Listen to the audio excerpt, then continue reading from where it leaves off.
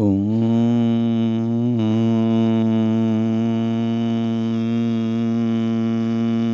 नमः सिद्धेभ्यः।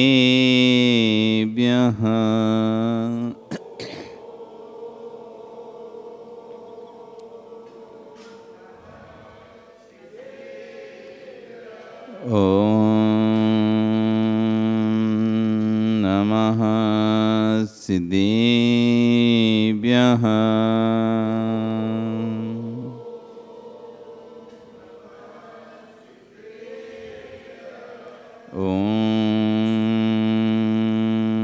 नमः सिद्धेभ्यः।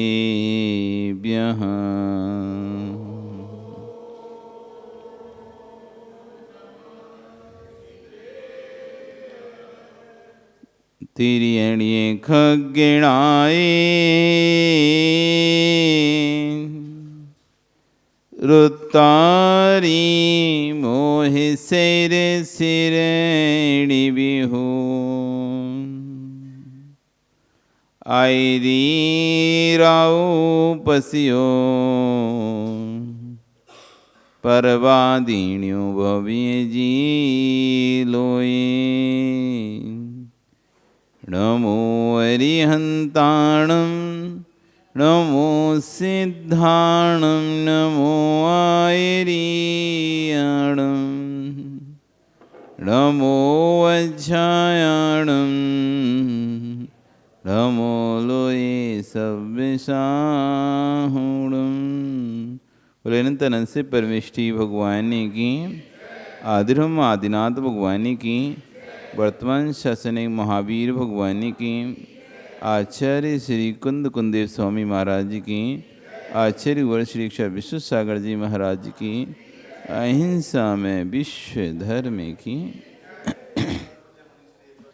बंधु, वर्तमान शासन न्यायिक वर्धमान स्वामी के शासन में तीर्थंकर प्रभु की चरण निश्रा में बैठकर हम सभी यहाँ पर जिन देशना का श्रवण कर रहे हैं, ये जिनेन्द्र वाणी मनुष्य जगत कल्याणी है। आचार्य भुवन विश्व सागर जी महाराज आज अपनी सागार अनगार धर्म देशना में एक महत्वपूर्ण चर्चा कर रहे हैं। सब बलों में कोई प्रधान बल है, उसका नाम है पुण्य बल। जन बल किसी के पास हो सकता है, धन बल किसी के पास हो सकता है, बुद्धि बल हो सकता है, बाहु बल हो सकता है, लेकिन सब बलों के ऊपर कोई बल होता है, उसका नाम है पुण्य बल। यदि पुण्य बल नहीं तो आपका जन बल भी आपके लिए सहकारी नहीं होगा। यदि पुण्य बल नहीं तो आपका बाहुबल भी आपके लिए सहकारी नहीं होगा। यदि पुण्य बल नहीं तो आपका बुद्धि बल भी आपके लिए सहकारी नहीं होगा। सब बलों में प्रधान है पुण्य बल। सब बलों में प्रधान पुण्य बल। रावण से पूछो, क्या रावण के अंदर बुद्धि नहीं थी? क्या रावण बुद्धिमान नहीं था? मां बैठ जाओ, वहीं पे बैठ जाओ, यही तो विवेक रहता है। रावण के अंदर बुद्धि नहीं थी? कितनी कम बिना बुद्धि का था क्या? प्रकांड विद्वान पंडित महापंडित रावण था। उसके जैसा उस काल में कोई विद्वान ही नहीं था। इतना ज्ञानी, सब प्रकार के पुराणों ग्रंथों का बोध जानने वाला, जिसने इंद्र को हरा दिया। इंद्र नाम का एक व्यक्ति था, वो अपने आप को इंद्र समझता था। इंद्र नाम उसका इंद्र था, तो समझता था मैं इंद्र ही हूं, सौधर्मिंद जैसा। तो उसने अपनी पूरी व्यवस्था ऐसी बनाई थी जैसे सौधर्मिंद की व्यवस्था होती है। जैसे सौधर्मिंद का दरबार होता है, ऐसे उसने अपना दरबार बनाया था। लोकपाल बनाए थे, सब कुछ किया था। लोकपाल बनाए, सौधर्म सभा बनाई, अपना वाहन ऐरावत हाथी बनाया अपने जाने के लिए। जैसे सौधर्मिंद ऐरावत हाथी पे जाता है ना, तो खुद के जाने के लिए ऐरावत हाथी बनवाया। हर चीज़ बिल्कुल वैसी व्यवस्था जैसी रचना स्वर्ग की होती है वैसी उसने अपनी रचना की। अपने आप को इंद्र मानता था, इंद्र सौधर्म इंद्र मानता था, मैं ही इंद्र हूँ। और इतना शक्तिशाली था वो, इतना शक्तिशाली था उससे कोई जीत नहीं सकता था। ये पुराना बैर चलता रहता था उनका। रावण के वंशजों ने उसके वंशज को मारा, उसके वंशज ने रावण के वंशज को मारा, फिर रावण के वंशज ने उसके वंशज को मारा, फिर उसने रावण के वंशज को मारकर खुद लंका पे अपना अधिकार जमा कर और पूरे चारों तरफ अपना उनके पूरे एरिए पे अधिकार राज्य करता था। और इंद्र के जैसे अपना सारे लोग उससे डरते थे, यहाँ तक कि लिखें इंद्र भी डरता था, इतना शक्तिशाली था। जब रावण का जन्म हुआ तो रावण के पास इतनी विद्याएं प्रकट हुई, इतनी विद्याएं, इतनी शक्ति प्रकट हुई, उसने इंद्र को हराने की योजना बनाई। और उसने समझ लिया था कि इसको ऐसे नहीं हरा पाएंगे, क्योंकि इसका जो चक्रव्यूह है बहुत, पहले विद्याएं रहती थी ना, विद्याओं से पूरा उसका जो परकोटा वो था, कवर था, कोई घुस नहीं सकता था उसमें। तो उसने उसकी स्त्री को अपने बस में किया और उससे सारा भेद लेकर ओ जीत लिया उसको।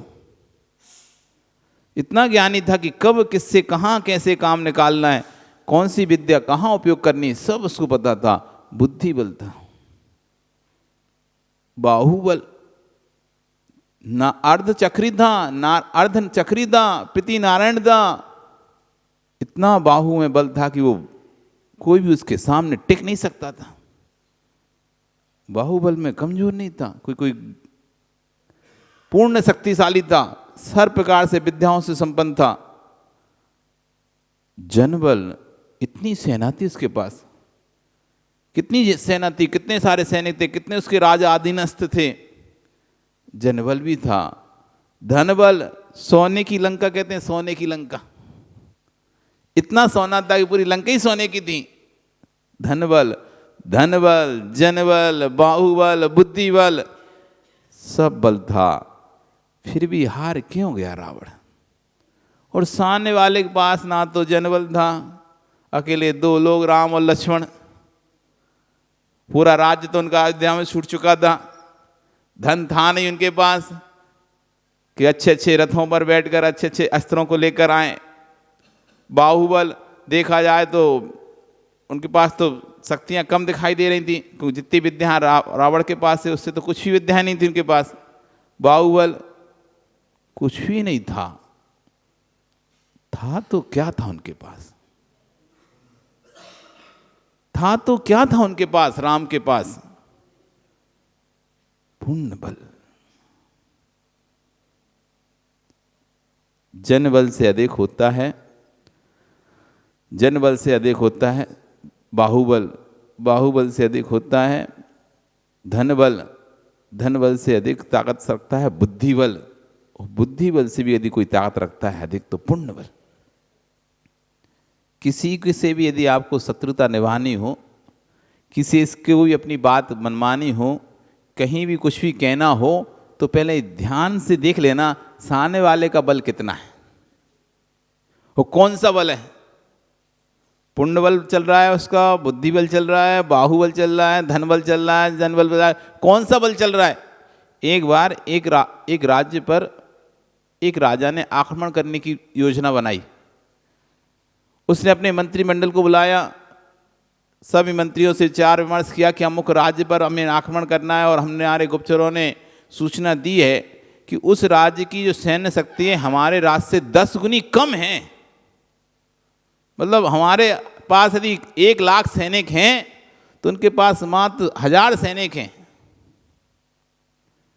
इसलिए अपन आसानी से उस राज्य को जीत सकते हैं, तो क्यों ना उस राज्य को जीतने की योजना बनानी चाहिए और राज्य पर चढ़ाई करना चाहिए। मंत्रियों के साथ बैठकर परामर्श चल रहा था। कई मंत्री बोले हाँ महाराज सही कह रहे, अपन तो एक बार में जीत लेंगे, अपनी सेना एक बार में भेज दे रहे और सारा राज्य जीतकर अपने में मिला लेते हैं। तब एक मंत्री बोला महाराज कुछ दिन रुकिए, कुछ दिन रुकिए, 7 दिन का समय दीजिए, 7 दिन का आप उस राज्य पर चढ़ाई करना, पर 7 दिन रुको आप। कि क्यों? थोड़ा रुकी, मैं उस राज्य को निरीक्षण करना चाहता हूं, क्या उस राज्य को जीत सकते हैं कि नहीं जीत सकते। तो राजा ने कहा क्यों नहीं जीत सकते, हमसे जिस राज्य की शक्ति 10 गुना कम है, ऐसे राज्य को जीतने में क्या दिक्कत होगी, क्या विपत्ति होगी, क्यों नहीं जीत सके। आप महाराज रुकिए तो। उस मंत्री ने क्या किया, 2 अंजन सलाखा उस राज्य के लिए भेंट स्वरूप भेजी। अपने सेवकों के माध्यम से उस राज्य के लिए राजा की ओर से 2 अंजन सलाखाएं उस राज्य को भेंट करवाई गई। वे अंजन सलाखाएं कैसी थीं? वे अंजन सलाखाएं ऐसी थीं कि यदि अंधे को लगा दिया जाए तो अंधे की आंखें आ जाएं, अंधे को लगा दें तो अंधे की आंखें आ जाएं। इतनी महत्वपूर्ण सलाखाएं उन्होंने दी थी। और पत्र दिया था कि हमारा राजा आपके राज्य से प्रसन्न है और आपके राज्य के लिए 2 महत्वपूर्ण अंजन सलाखाएं भेजी जा रही हैं। इन सलाखाओं को लगाकर आप किसी व्यक्ति की आंखें ला सकते हैं, किसी भी एक व्यक्ति की आँख, जिसकी जो भी अंधा हो, आपका प्रिय इष्ट कोई भी हो, उसकी आंखों पर यदि आप सलाखा लगाएंगे तो उसकी आंख आ जाएगी, जो गई आंख भी वापस आ जाएगी, गई रोशनी वापस आ जाएगी। तो राजा उस पत्र को पढ़कर बड़ा प्रसन्न होता है कि देखो तो हमारे पड़ोसी राज ने हमारे लिए गिफ्ट भेजा है, उपहार भेजा है। मंत्रिमंडल वहां बैठा हुआ था, ये 2 अंजन सलाखाएं किसको दी जाए। तभी एक मंत्री सलाह देता है, राजन अमुक व्यक्ति को दे दी जाए, दूसरी कहता है अमुक को दे दी जाए, तीसरी कहता है अमुक को दे दी जाए। तभी एक मंत्री कहता है, हमारे राज्य में जो पूर्व में जो मंत्री थे उनकी अभी आंखों की ज्योति जा चुकी है। जो बहुत बुद्धिशाली मंत्री थे हैं, उनकी आंखों की ज्योति जा चुकी है। क्यों ना हम उनको ही सलाखा दे दें, जिससे उन्होंने इतनी सेवा हमारे राज्य की है, इतनी राज्य की सेवा की है, तो उनको ही क्यों ना ये सलाखा दे दी जाए, जिससे उनकी आंखों की रोशनी आ जाए। चलो कम कुछ तो होगा। मंत्री को बुलाया जाता है, वृद्ध मंत्री को बुलाया जाता है और उनको कहा जाता है कि पीछे वाले राज्य के ने 2 सलाखाएं हमारे को उपहार स्वरूप भेजी हैं। इन 2 सलाखाओं को लगाने से जिसकी भी आंख की ज्योति है वो आ जाएगी। इसलिए हम चाहते हैं कि आप हमारे वृद्ध मंत्री हैं, बहुत समय से आपने यहाँ पर सेवा दी है और आप बहुत, इसलिए आपकी आंखें आ जाएं। वो मंत्री बहुत चतुर था, वो सोचता है ये राजा बिना किसी स्वार्थ के तो कोई ऐसे भेज नहीं सकता। बिना किसी स्वार्थ के कोई व्यक्ति किसी को उपहार देता नहीं है। कुछ ना कुछ तो गड़बड़ है, कहीं ना कहीं तो गड़बड़ है, कुछ ना कुछ तो बात है। इसने सलाखा क्यों भेजी है? मंत्री अपने दिमाग में उथल पुथल करता रहता है। सलाखाएं मंत्री को दी जाती हैं और मंत्री क्या करता है, एक सलाखा अपनी आंख में लगाता है और जैसी आंख में लगाता है और उसकी ज्योति वापस आ जाती है। पूरी सभा में ओ हो देखो देखो, ज्योति वापस आ गई। अब मंत्री जल्दी से दूसरी सलाखा और लगाइए, दूसरी आंख की भी ज्योति वापस आए। मंत्री क्या करता है, दूसरी सलाखा को अपने मुंह में रख लेता है, मुंह में रखता है पूरी, और कहता है राजन तुरंत जल्दी से मुझे एक पेन और एक कागज तुरंत दीजिए। तुरंत उसको पेन कागज उपलब्ध कराया जाता है, वो कुछ लिखता है। लोग कहते हैं पागल हो गया मंत्री लगता है, अरे अभी तक तो अंधे ही था, अच्छा लगता था, अब काना हो गया, अब तो और अपशगुन हो गया, इसको तो देखने से अपशगुन हो जाएगा। सब लोग, कोई उल्टी कुछ बातें कर रहा है, कोई कुछ बात करे। मंत्री तो लगता है सटिया गया है। मुंह में रखनी चाहिए सलाखा की, जब विश्वास है कि एक सलाखा से आगे तो दूसरी सलाखा से भी आ जा, दूसरी आंख भी खुल जाती तो अच्छा, दोनों आंख बाला हो जाता। ये तो क्या हो गया, ये तो कनमा हो गया। ऐसे सब बातें कर रहे हैं, कोई खुसर पुसर ये कर रहा है कि पागल है, किसी और को देते, इससे अच्छा तो एक सलाखा इसने बर्बाद कर दी। सामने वाले राजा ने कितनी महत्वपूर्ण सलाखा दी थी, और उसने वो मुंह में रखी, कुछ लिखा और जल्दी से अपने घर गया। 2 घंटे 4 घंटे बाद वो पुनः राजसभा में वापस आया और एक इतना बड़ा डिब्बा बोल के गया था कि राजन, जो गुप्तचर जो सैन्य के सलाखा लेके आया उसको रोक के रखना, रोक के रखना। और 2 घंटे बाद वो आता है और एक इतना बड़ा सलाखा का डिब्बा, अंजन का डिब्बा भर के लेके आता है। राजन, आप पड़ोसी राज को इस सलाखा का डिब्बा भेजो और उनसे कहो आपने तो सिर्फ 2 ही सलाखा भेजी थी एक व्यक्ति के लिए, हम आपको पूरा डिब्बा भरकर अंजन सलाखा भेजते हैं। जितने भी आपके नगर में जितने भी अंधे हैं आप सबको लगाओ, सबकी आंख आएंगी। उस मंत्री ने क्या किया, उस मंत्री ने जैसे ही मुंह पर रखा और उसने इतना ज्ञानी था, उसने श्वास से पहचान लिया इसमें क्या क्या फॉर्मूला मिला हुआ है इस सलाखा में। क्यों? क्योंकि लगा लेता तो कभी भी उस फॉर्मूले से इसको जान नहीं पाता।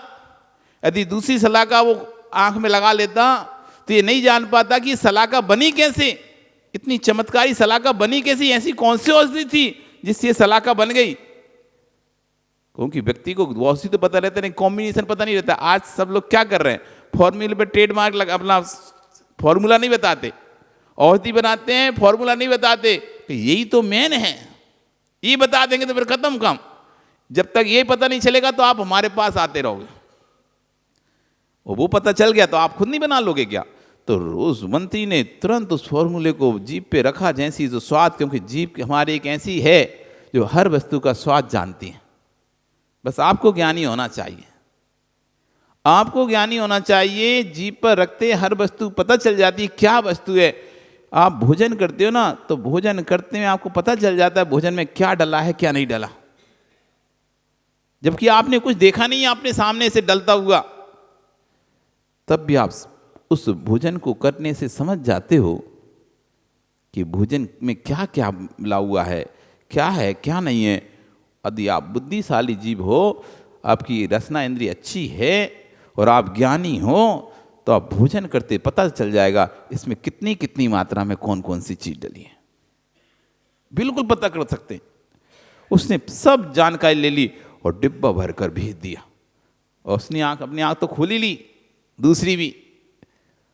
और सैनिक वापस जब अपने राज्य में जाता है, सब उत्सुक थे क्या वहां पर हुआ जानने के लिए। वो सैनिक आकर सारी घटना सुनाता है और सामने एक सलाखा भरा अंजन भरा डिब्बा रख देता है। महाराज, उन्होंने कहा है आपने तो एक ही व्यक्ति के लिए भेजी थी, हम आपके पूरे नगर के अंधों के लिए भेज रहे हैं। राजा आश्चर्यचकित था कि उस फॉर्मूला पता कैसे चल गया। तब वो मंत्री बोलता है, महाराज अब इस राज्य पर आक्रमण करने का विचार छोड़ दो, अब इस राज्य पर आक्रमण करने का विचार छोड़ दो। जो राज्य में ऐसे बुद्धिशाली मंत्री हैं कि 2 सलाखा के बदले में आपको डिब्बा भरकर दे सकते हैं, उस राज्य के मंत्री इतने भी बुद्धिशाली हैं, 1000 सैनिकों से लाख सैनिकों पर जीत हासिल कर सकते हैं।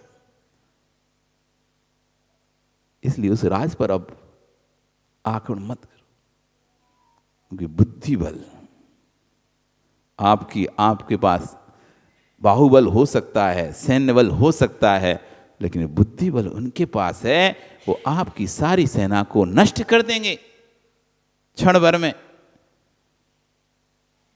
इसलिए आचार्य भगवान कह रहे हैं बाहुबल से भी बड़ा है बुद्धि बल, बाहुबल से भी बड़ा है बुद्धि बल। पौरस और सिकंदर की लड़ाई हुई कम से कम 17 बार, पौरस और सिकंदर की। सिकंदर जिसे विश्व जीतना था, विश्व विजेता जिसे कहा जाता है, उसे भारत पर अपना अधिकार करना था, लेकिन वो भारत में घुस नहीं पाया, थोड़ी सी अंतर तक घुस पाया है पौधन इधर से, हाँ जिसे आज पाकिस्तान बोलते हैं ना, उस एरिए से, अफगानिस्तान तुर्किस्तान, उस एरिए से घुसने का प्रयास किया उसने, लेकिन वहीं पर पौरस था, पौरस की सैन्य बल कम था, सिकंदर का सैन्य बल बहुत था। लेकिन तब भी उसको 17 बार हार खानी पड़ी सिकंदर को। घुस नहीं पाता था, हर बार वो अपनी सेना को लेके जाता था, लेकिन वो लोग अपने बुद्धि बल से कम सेना से भी उसकी पूरी सेना को हरा देते थे। जब कभी आप देखोगे उनका तो वहां पर बताया गया है कैसे कैसे उन्होंने हराया। तो एक बार उन्होंने क्या किया, तलवार सूंड में ही तलवार बांध दी, सूंड में तलवार बांध दी, इधर अलग ऊपर से लड़ रहा है, इधर हाथी लड़ रहा है डबल सेना हो गई। वो सोच ही नहीं पाया, उनके पास घोड़े थे, इनके पास हाथी थे। वो तो घोड़े लेके रहा था सर, इनके पास हाथी थे, ये समझ ही नहीं पाए ये क्या है। और उसने डबल उनकी, ट्रिपल उनकी जो संख्या थी ट्रिपल बन गई, यानी 3 तलवार चलने लगी। इधर आदमी हाथ से तलवार चला रहा है, उधर हाथी दोनों तरफ से तलवार चला रहा है, दोनों सूढ़ों मतलब सूंड के साइड। तो 3 बार तलवार चल रही, तो सामने वाला सैनिक आहत हो रहा है, वो उनके घोड़े से वो कहाँ घोड़ा कहाँ हाथी। तो इस तरह से अनेक प्रकार से बुद्धि लगाकर कम सेना में भी उस पर बार बार जीत प्राप्त कर रहे थे। हार क्यों गए? क्योंकि जब अपने ही लोग धोखा दे जाते हैं तो हार पर हो जाती है। हमारे भारत में जब भी हार हुई है, चाहे अंग्रेज़ों से हमारे हों, चाहे और लोगों से, मुगलों से हारे हों, चाहे किसी से भी हारे हों, उसमें हमारे ही लोगों ने जब हमको धोखा दिया तब हम हारे। नहीं तो इतनी ताकत थी इस भारत की भूमि में, वीरों में इतनी, इसलिए तो यहाँ वीरों की भूमि कहा जाता, ऐसे नहीं कहा जाता खूब लड़ी मर्दानी, वो तो झांसी वाली रानी थी। महिलाओं के अंदर वीरांगनाओं, इतनी वीरांगना पना रहता था। ये कमजोर लोगों की, ये क्षत्रियों की भूमि है, ये कमजोरों की भूमि है ही नहीं है, ये क्षत्रियों की भूमि रही है। यहाँ वीरता की भूमि रही है। लेकिन वो वीर भी अब क्या करें, जब अपने ही धोखे जब उनको दे जाते थे तो उनको भी फिर हार स्वीकार करना पड़ता था। महाराणा प्रताप जैसे, जिसने अलाउद्दीन खिलजी के बीच में से 2 टुकड़े कर दिए, इतना ताकत थी, इतनी ताकत थी उनकी बाहुबल में। युद्ध चल रहा था, सामने से महाराणा प्रताप आ रहा है, देखते ही रह गया, और उसका घोड़ा उचका और वो उचके और बीच में से 2 टुकड़े करके एक साइड फेंक दिया, घोड़े सहित आदमी को। इतना बाहुबल, बुद्धि, बाहुबल ताकत रहती थी। इस भूमि की ताकत है, यहाँ पर एक से वीर योद्धा हुए हैं। तो यहाँ पर आचार्य भगवान आज कह रहे हैं, जिसका पुण्य बलवान है उस पर कालिक लेकर तुम दौड़ोगे तो फिसल कर गिर जाओगे। तेरे हाथी तेरे चेहरे पर चला जाएगा, तेरा ही चेहरा काला हो जाएगा, लेकिन पुण्यवान के चेहरे पर काला नहीं कर पाओगे। इसलिए जब किसी की तुम बुराई कराते हो ना, तो सोच लेना चाहिए, यदि उसका पुण्य चल रहा है, पुण्य बल है उसके पास, उसकी बुराई करने से उसका कुछ भी नहीं बिगड़ेगा, मेरा ही उल्टा घाटा होगा। किसी से लड़ना हो, किसी के पास को कुछ बोलना हो, तो पहले देख लेना चाहिए सामने वाले का पुण्य बल चल रहा है कि नहीं। यदि पुण्य बल चल रहा है तो आप उससे कभी भी जीत नहीं सकते। बाहुबल मत देखना, सैन्य बल मत देखना, बल देखना है तो मात्र पुण्य बल देखना। नारायण श्री कृष्ण को मारने के लिए कंस ने कितने उपक्रम किए, पूतना के आंचल में जहर लगाकर भेज दिया, कहाँ की आंचल का पान करा कर आओ। हे कंस, तुम जहर लगवा सकते हो परंतु मरण नहीं करवा सकते। पुण्यात्मा के मुख में जहर भी अमृत हो जाता है। हाँ, पुण्यात्मा के पास जहर भी अमृत का काम करता है। जो भोग यानी राग ही कर पाओगे, देश ही कर पाओगे, परंतु तुम किसी का कुछ ही नहीं कर पाओगे, राख हो जाओगे। राग ही कर पाओगे, द्वेष ही कर पाओगे किसी से, लेकिन किसी का कुछ भी बिगाड़ नहीं पाओगे, एक दिन राख हो जाओगे।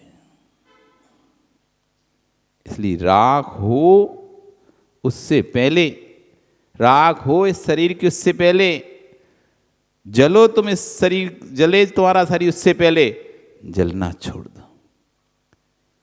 जलने से पहले एक सूत्र याद करके जाओ यहां से आज। कभी मेले में गए क्या? मेला वगैरह में गए क्या? जाते थे तो कुछ खरीद के लाते थे, नहीं लाते थे? बच्चों के लिए, घर के लिए। अभी भी बाहर जाते हो घूमने करने तो लेके आते ही नहीं लाते, कुछ तो लेके जाएं। ऐसी ये जिनवाणी सुनने आ रहे हो, जिनवाणी सुन रहे हो, तो आज जब घर जाओगे तो पूछेगा महाराज ने क्या दिया आज आपको, क्या उपदेश दिया, क्या लेके आए, तो कुछ तो सूत्र लेके जाओ। जलने से पहले जलना छोड़ दो। वो ज्ञानी, जलने से पहले जलना छोड़ दो। ये शरीर जले उससे पहले दूसरों से जलना छोड़ दो। राग ही कर पाओगे, राख नहीं पाओगे। आप राग ही कर पाओगे पर किसी को अपने पास रख नहीं पाओगे। एक दिन खुद राख हो जाओगे। आप तो सोचे थे हम अमुक व्यक्ति को रख लेंगे, हम अमुक व्यक्ति हमारे पास रहेगा, लेकिन एक दिन वो भी चला गया, राख हो गया और आप भी राख हो गए। राग ही कर पाओगे, रख किसी को नहीं पाओगे। कितनी चीज़ें थी, कपड़े नए नए आप खरीदते थे, जब खरीदते थे ये मैं अपने पास रखा रहूँगा ऐसा सोचते थे, लेकिन समय आया कुछ दिन बाद वो कपड़े ही फिर आप छोड़ देते हो। आप नहीं भी चाहते थे लेकिन फट गया, खराब हो गया तो आपको छोड़ना पड़ गया। वस्तुएं घर में कितनी आती थीं, आपने कान के पहने, हाथ के पहने, चैन पहनी, सब सोचिए तो रखूँगी, लेकिन आखिरी वो चैन भी टूट गई, कान का भी टूट गया, चूड़ी भी टूट गई, तो आपको बदलना पड़ी, उसको भी नहीं रख पाया आप। तो राग तो कर पाए लेकिन रख कर शाश्वत किसी को नहीं रख पाओगे। राग ही कर पाओगे, रख किसी को नहीं पाओगे। एक दिन राख हो जाओगे। इसलिए राख होने से पहले आचार्यवन कह रहे हैं, जलने से पहले सबसे जलना छोड़ दो। यदि तुमने जलना छोड़ दिया तो विश्वास रखना तुम्हारा पुण्य बचा रहेगा। नहीं तो वैसी स्थिति है, इधर तुम घर में लगाते हो ना अगरबत्ती, नहीं लगाते कभी? अगरबत्ती लगाई क्या? अगरबत्ती लगाई ना, तो इधर अगरबत्ती जलती है, उधर क्या होता है? खुशबू आती है, तुम्हें मजा आता है। विमल जी क्या आती है? खुशबू आती नहीं आती? अगरबत्ती जलती है तो खुशबू आती है ना, पर दिखती नहीं है कि अगरबत्ती राख हो रही है। इधर तुम्हारे पुण्य की सत्ता में आप उसका भोग कर रहे हो, किसी से छल कपट मायाचारी आदि कर रहे हो, तो वो पड़का नहीं जा रहा, तो आपको अच्छा लग रहा है, देखो देखो देखो देखो देखो हमारा सारा काम बन रहा है, देखो देखो देखो हमारा सारा काम बन रहा है। लेकिन आप भूल रहे हो वो तुम्हारा पुण्य जलकर राख हो रहा है, राख हो रहा है। वो अगरबत्ती जली, तुम्हें खुशबू दिखाई दे रही है, लेकिन तत्वज्ञ दृष्टि होगा, तत्व ज्ञाता दृष्टि होगा, वो देखे अगरबत्ती जल रही है, राख हो रही है।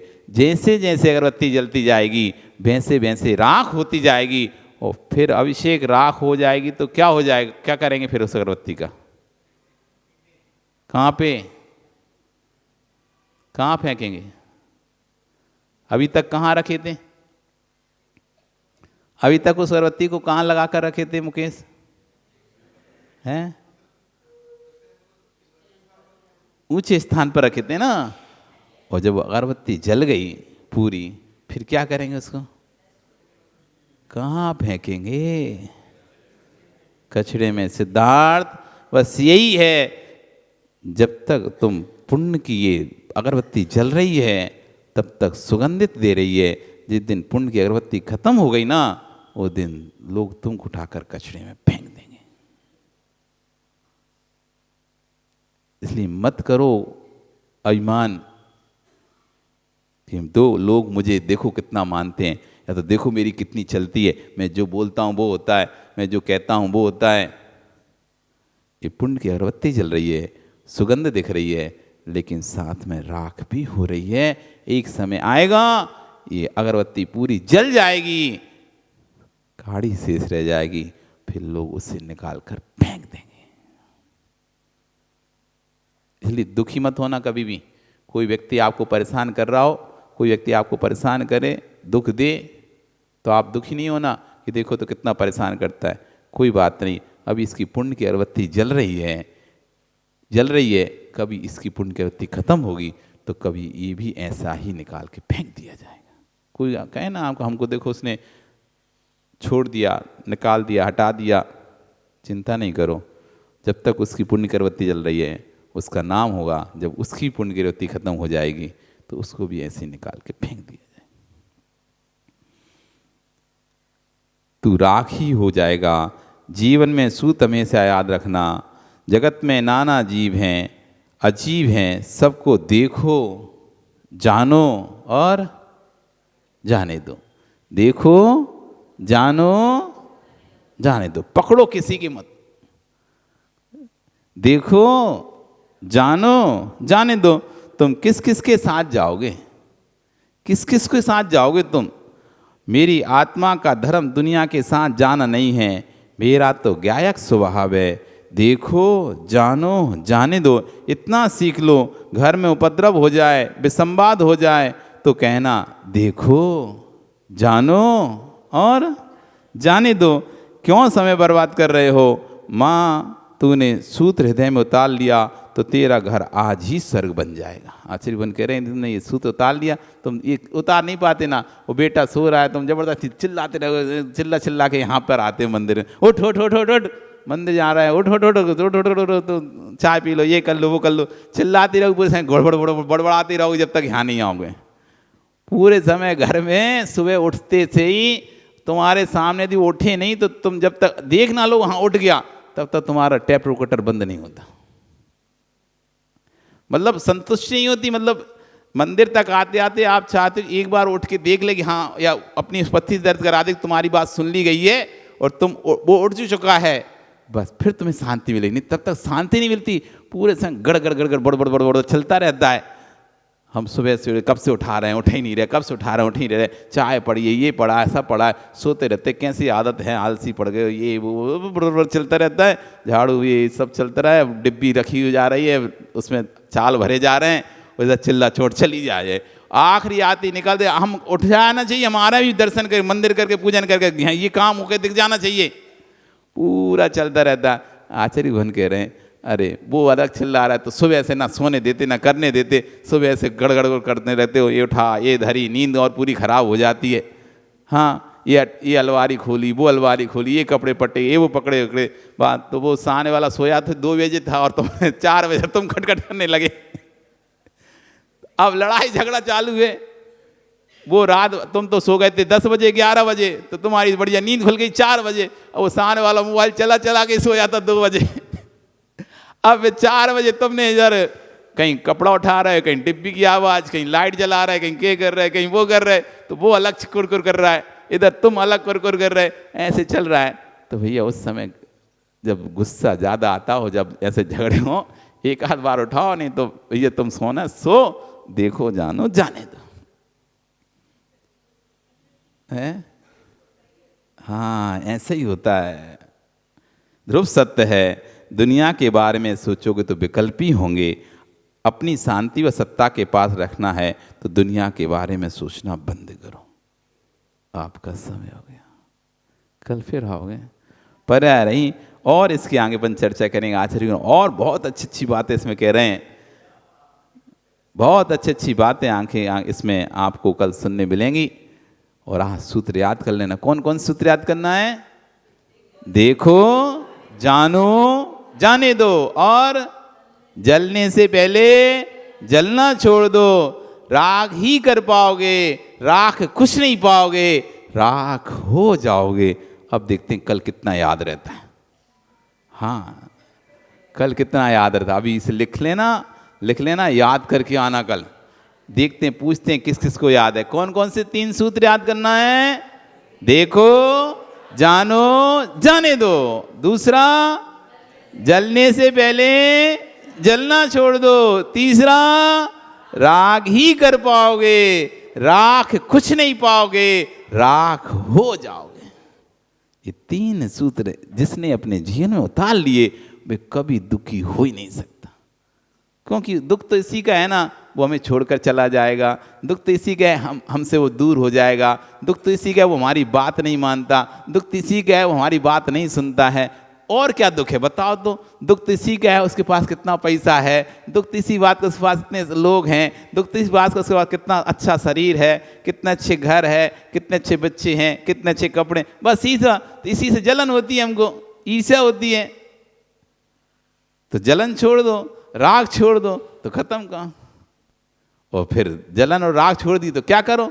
देखो जानो जाने दो तो खुश रहोगे, क्योंकि जब तक वस्तु का संयोग मेरे साथ है वो मेरे साथ रहेगी। वस्तु का संयोग चला जाएगा, उसका वियोग हो जाएगा, तो ना मैं उसे रख पा रहा हूँ ना मैं उसे छोड़ रहा हूँ। संयोग है तो मेरे साथ है, वियोग है तो, संयोग नहीं है तो उसका वियोग है। इसलिए दोनों में देखो जानो, और जाए तो जाने दो, टेंशन नहीं लो, जाए तो जाने दो।